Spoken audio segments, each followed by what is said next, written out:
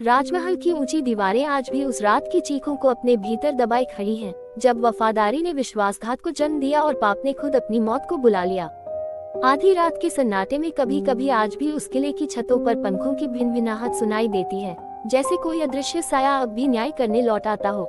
राजा मंगल सिंह अपने बरामदे में गुस्से से टहल रहे थे, छोटी छोटी बातों पर सैनिकों और मंत्रियों पर चिल्ला रहे थे और बार बार सागर का नाम पुकार रहे थे।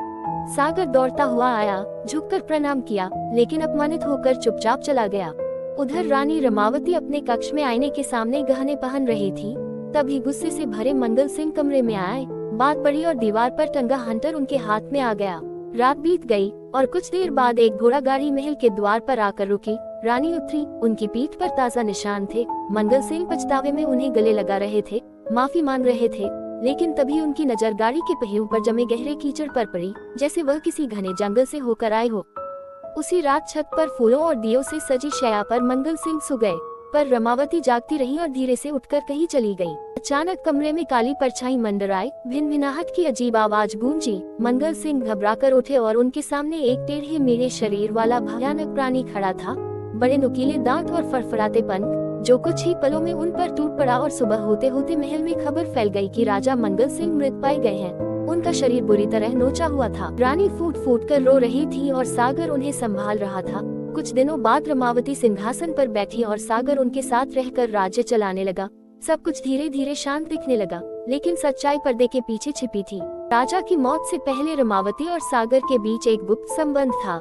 सागर उन्हें जंगल के एक साधु के पास ले गया था, जहां मोनोचवा नाम के दानव को वश में किया गया था और योजना साफ थी कि राजा को रास्ते से हटाया जाए। उस रात गाड़ी सागर ही चला रहा था और रमावती साधु से मिलकर लौटी थी।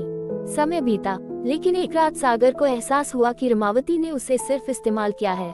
वह सच बताने के लिए गलियारे में दौड़ा। रमावती तलवार लेकर उसके पीछे दौड़ी और बोली कि इस राज के लिए उसने सब खो दिया है, अब वह सागर को भी नहीं छोड़ेगी। जैसे ही वह वार करने वाली थी, गलियारे में भारी कदमों की आवाज गूंजी और वही दानव मोनोचुआ सामने आ गया। उसकी लाल आंखें रमावती पर टिक गईं और उसने बिना एक पल गंवाए उन पर हमला कर दिया। कुछ ही पलों में रमावती की भी मौत हो गई। सागर डर से कांपता हुआ जमीन पर बैठ गया। दानव ने उसे देखा, लेकिन बिना नुकसान पहुंचाए खिड़की से बाहर उड़ गया। कुछ समय बाद सागर को राजा बना दिया गया, लेकिन उसके मन में सवाल जलता रहा।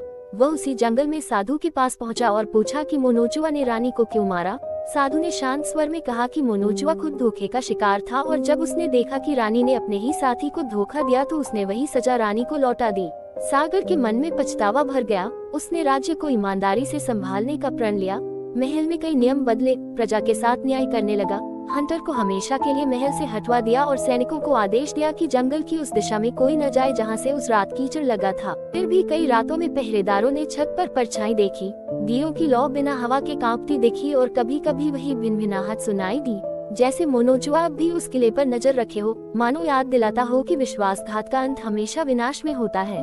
कहते हैं कि सागर ने अपने जीवन के अंतिम दिनों तक उस सच को किसी से साझा नहीं किया, पर उसकी आंखों में हमेशा डर और पछतावे की परछाई रहती थी। और आज भी उस महल की दीवारें ये कहानी फुसफुसाती है कि पाप चाहे कितनी भी चालाकी से रचा जाए, न्याय किसी न किसी रूप में लौटकर जरूर आता है। अगर आपको ऐसी रहस्यमयी, रोमांचक और सीख देने वाली कहानियाँ पसंद हैं, तो अभी हमारे YouTube चैनल को सब्सक्राइब करो, क्योंकि यहाँ हर कहानी सिर्फ डर नहीं बल्कि एक गहरी सीख भी छोड़ जाती है।